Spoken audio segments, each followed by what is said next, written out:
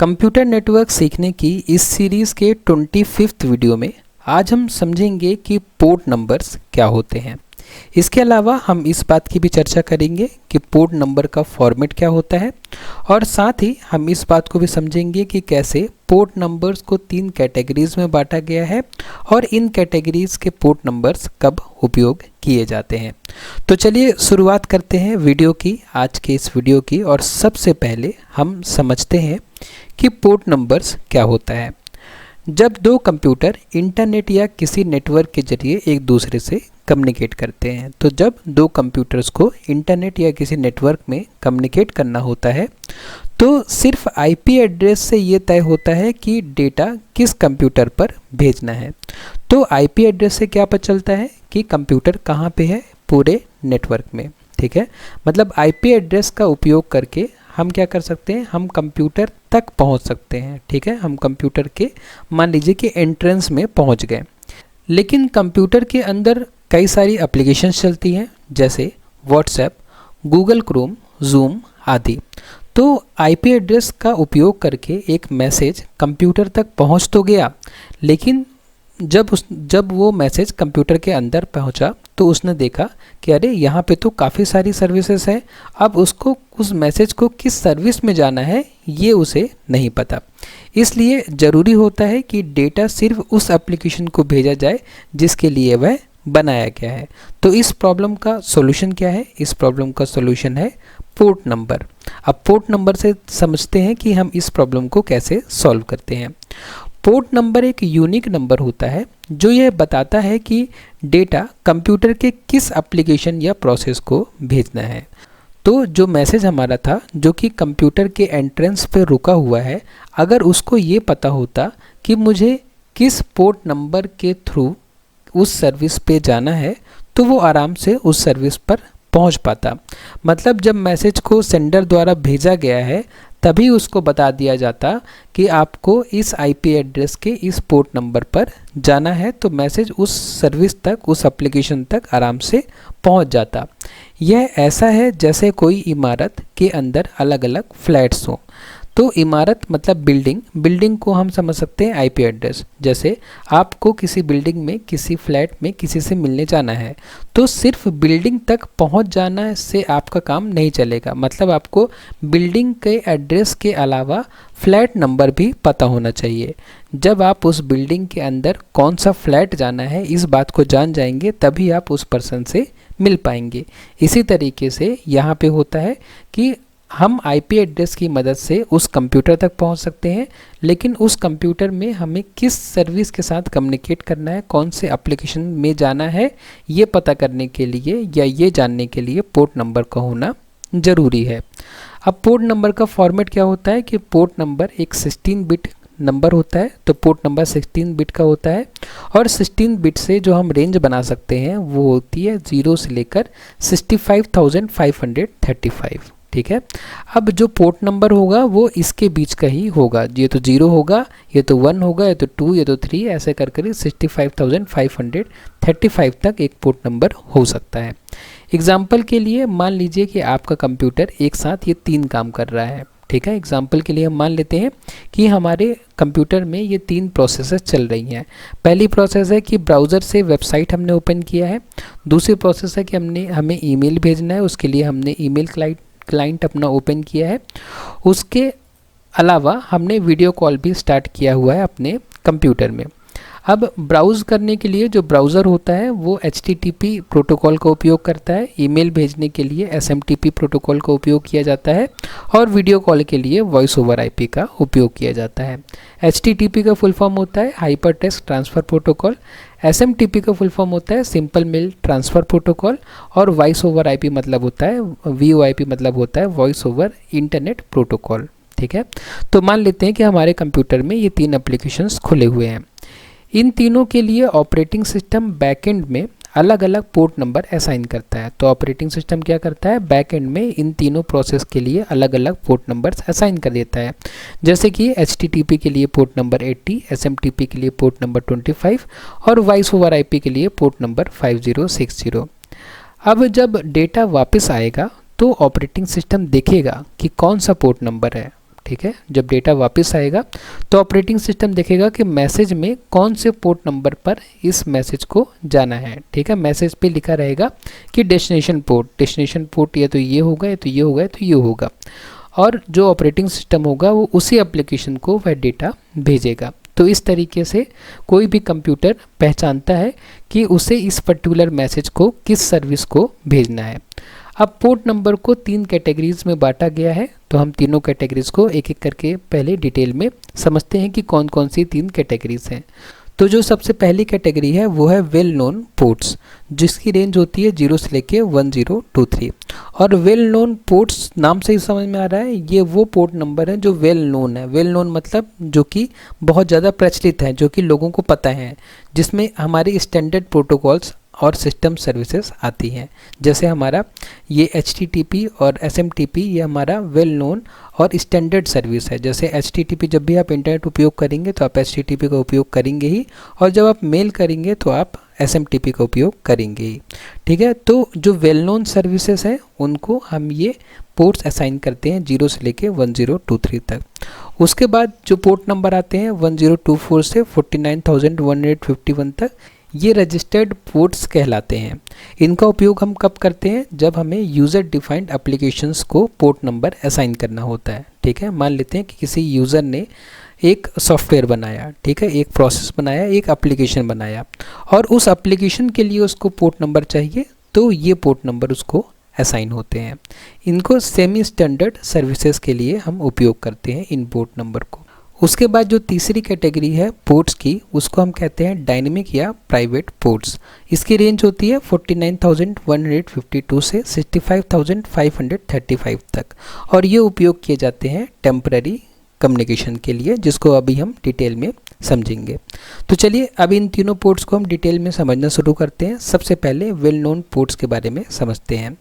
Well known ports की जो range होती है वो 0 से लेके 1023 तक होती है, और ये पोर्ट्स सबसे पुराने और स्टैंडर्ड प्रोटोकॉल के लिए आरक्षित होते हैं, ये रिजर्व होते हैं। तो जो हमारी स्टैंडर्ड प्रोटोकॉल्स हैं और पुराने प्रोटोकॉल्स हैं, उनके लिए ये पोर्ट नंबर्स क्या हैं? असाइंड हैं या रजिस्टर्ड हैं या रिजर्व्ड हैं। इनका नियंत्रण IANA यानी कि इंटरनेट असाइंड नंबर्स अथॉरिटी के पास होता है, ठीक है। एक IANA करके एक संस्था होती है जो कि पूरे वर्ल्ड के जो IP एड्रेस होते हैं और पोर्ट नंबर्स होते हैं उनको रजिस्टर्ड करने का जो जिम्मेदारी है वो इस संस्था की होती है। तो यही जो है ये वेल नोन पोर्ट्स इन्होंने ही रिज़र्व किया है या असाइन किया है कि इस प्रोटोकॉल के लिए ये पोर्ट नंबर असाइन किया जाता है, ठीक है। और वेल नोन पोर्ट्स जो होते हैं उनकी विशेषताएं क्या होती हैं कि सिस्टम सर्विसेज और कोर प्रोटोकॉल्स के लिए उपयोग होते हैं, और OS level services in ports को इस्तेमाल करती हैं, ठीक है। तो ऑपरेटिंग सिस्टम के लेवल की जो सर्विसेज होती हैं वो इन पोर्ट्स को इस्तेमाल करती हैं। कुछ कॉमन वेल नोन पोर्ट्स हैं, यहाँ पे लिस्ट है। ये लिस्ट बहुत ही इंपॉर्टेंट है। हो सकता है कि आपके एग्ज़ाम में ऑब्जेक्टिव क्वेश्चन आ जाए, आपसे पूछ लिया जाए कि HTTP का पोर्ट क्या होता है, तो आपको बताना पड़ेगा कि 80 होता है। HTTPS का पोर्ट क्या होता है, पोर्ट नंबर, तो आपको बताना पड़ेगा 443 होता है। इसी तरीके से FTP के लिए 21, SSH के लिए 22 और DNS के लिए 53, और यहाँ पे इन सारे प्रोटोकॉल्स का फुल फॉर्म या विवरण लिखा हुआ है कि ये प्रोटोकॉल किस लिए यूज़ होते हैं, ठीक है। उनके अलावा SMTP के लिए 25 और टेलनेट के लिए 23 पोर्ट नंबर का उपयोग किया जाता है। एग्जाम्पल के लिए जब आप ब्राउज़र में वेबसाइट खोलते हैं, तो जैसे कि आपने कोई URL आपने एंटर किया अपने ब्राउज़र में, तो यह HTTP प्रोटोकॉल का उपयोग करता है और पोर्ट 80 पर सर्वर से जुड़ता है, ठीक है। तो जब भी हम कोई वेबसाइट ओपन करते हैं तो पोर्ट नंबर 80 उपयोग किया जाता है उस वेबसाइट का, ठीक है। मतलब आप उस वेबसाइट में पहुंच जाएंगे, उसके बाद उस वेबसाइट में आप पोर्ट नंबर 80 पे जाएंगे तो आपको वो वेब पेज मिल जाएगा जिसके लिए आपने रिक्वेस्ट भेजी है। उसके बाद में जो सेकंड कैटेगरी का जो पोर्ट नंबर है वो है रजिस्टर्ड पोर्ट्स, और इसकी रेंज होती है 1024 से 49,151। ये पोर्ट्स उन एप्लीकेशंस के लिए होते हैं जिन्हें IANA के पास रजिस्टर करवाया होता है या करवाया गया होता है, लेकिन ये OS द्वारा रिजर्व नहीं होते हैं, ठीक है। तो मैंने आपको पहले ही बताया, मान लीजिए कि आपने कोई एप्लीकेशन बनाया, तो आप अपने एप्लीकेशन को एक पोर्ट नंबर देना चाहेंगे क्योंकि आपके एप्लीकेशन जो है वो किसी डिवाइस पर रन होंगे, और जब आपके एप्लीकेशन के पास कोई पोर्ट नंबर होगा तभी तो वो अलग से आपके कंप्यूटर में या मोबाइल में पहचाना जाएगा। तो अगर आपने एक एप्लीकेशन बनाया है तो आपको IANA के पास जाकर उसको रजिस्टर करवाना पड़ेगा। इसकी विशेषताएं क्या होती हैं? ये थर्ड पार्टी सॉफ्टवेयर होते हैं, एप्लीकेशन या कस्टमर सर्विस द्वारा उपयोग किए जाते हैं। ठीक है, तो अगर आपने कोई एप्लीकेशन बनाया या कोई कस्टमर सर्विस है तो उसके लिए उपयोग किए जाएंगे। इनका उपयोग किसी कंपनी या डेवलपर द्वारा सेवा को यूनिकली आइडेंटिफाई करने के लिए किया जाता है। तो इसका उपयोग कोई कंपनी कर सकती है। कोई कंपनी ने नया सॉफ्टवेयर बनाया है या एप्लीकेशन बनाया है तो वो क्या करेगी, IANA के पास जाके अपने उस सॉफ्टवेयर को रजिस्टर कराएगी और एक पोर्ट नंबर असाइन कराएगी। या कोई डेवलपर है जिसने कोई एप्लीकेशन बनाया है तो वो भी IANA के पास जाके अपने सॉफ्टवेयर या ऐप को रजिस्टर करवाएगा। ठीक है, तो कुछ कॉमन रजिस्टर्ड पोर्ट्स होते हैं, जैसे कि MySQL एक सर्विस है, थर्ड पार्टी ऐप है, तो इसके लिए पोर्ट नंबर 3306 जो है वो रजिस्टर्ड किया गया है। ठीक है, MySQL डेटाबेस के लिए हम उपयोग करते हैं। उसके बाद MS SQL है जिसका पोर्ट नंबर 1433 होता है। उसी तरीके से VNC है, VNC मतलब होता है वर्चुअल नेटवर्क कंप्यूटिंग, उसके लिए पोर्ट नंबर उपयोग होता है 5900। उसके बाद PPTP है मतलब point to point tunnelling protocol, तो उसके लिए पोर्ट नंबर उपयोग होता है 1723। उसी तरीके से डॉकर API के लिए ये पोर्ट नंबर रजिस्टर्ड किया गया है, और PostgreSQL के लिए ये पोर्ट नंबर रजिस्टर किया गया है। ठीक है, तो इस तरीके से भी जो एप्लीकेशंस बनाए जाते हैं थर्ड पार्टी, उनके लिए हम IANA के पास जाके पोर्ट नंबर रजिस्टर करा सकते हैं और उनको हम इंटरनेट पर उपयोग कर सकते हैं।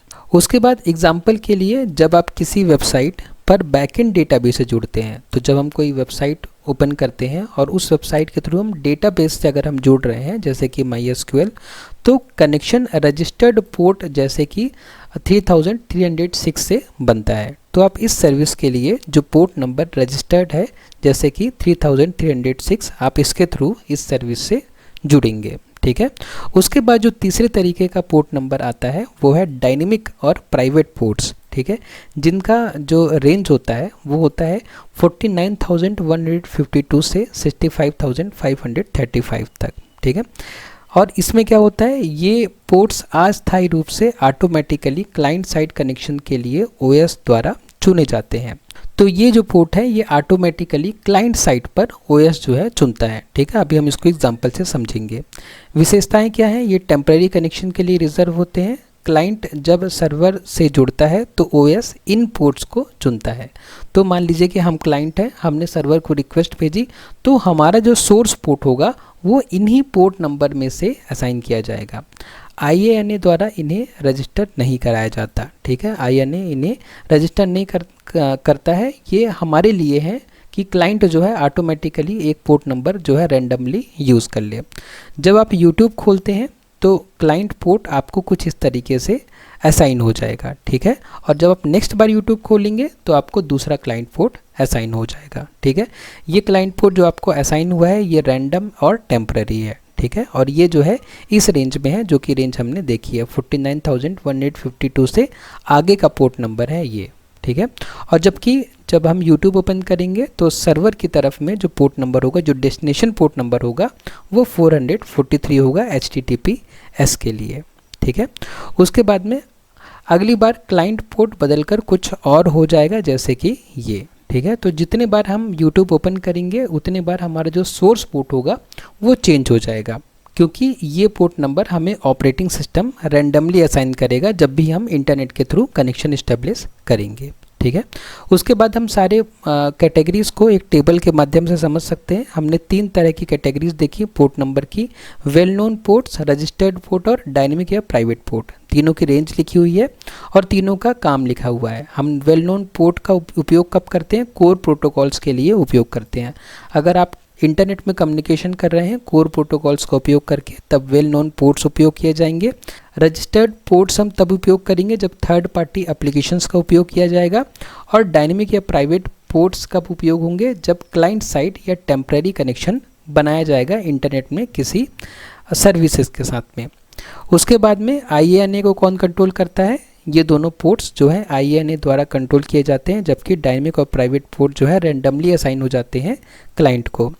ठीक है, और ये जो है वेल नोन पोर्ट्स ये फिक्स्ड होते हैं और रजिस्टर्ड पोर्ट सेमी परमानेंट होते हैं। सेमी परमानेंट मतलब कि रिक्वेस्ट करके आप अपना पोर्ट नंबर चेंज भी करवा सकते हैं। और जो डायनेमिक पोर्ट होते हैं वो तो पूरी तरीके से टेम्पररी ही होते हैं। एग्जांपल के लिए जैसे HTTP, FTP, DNS ये सारे वेल नोन पोर्ट्स उपयोग करते हैं, और रजिस्टर्ड पोर्ट्स उपयोग करते हैं MySQL, VNC और डॉकर।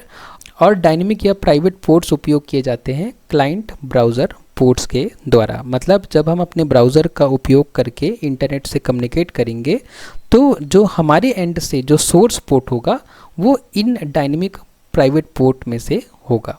ठीक है, उसके बाद हम रिवाइज कर लेते हैं एक बार। अभी तक हमने क्या पढ़ा?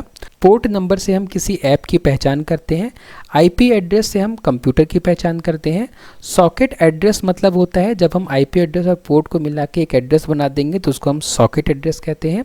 और 3 टाइप के पोर्ट्स होते हैं, कौन कौन से? वेल नोन, रजिस्टर्ड और डायनेमिक। ठीक है, तो आज के इस वीडियो में इतना ही। अब हम वीडियो को कंक्लूड कर सकते हैं।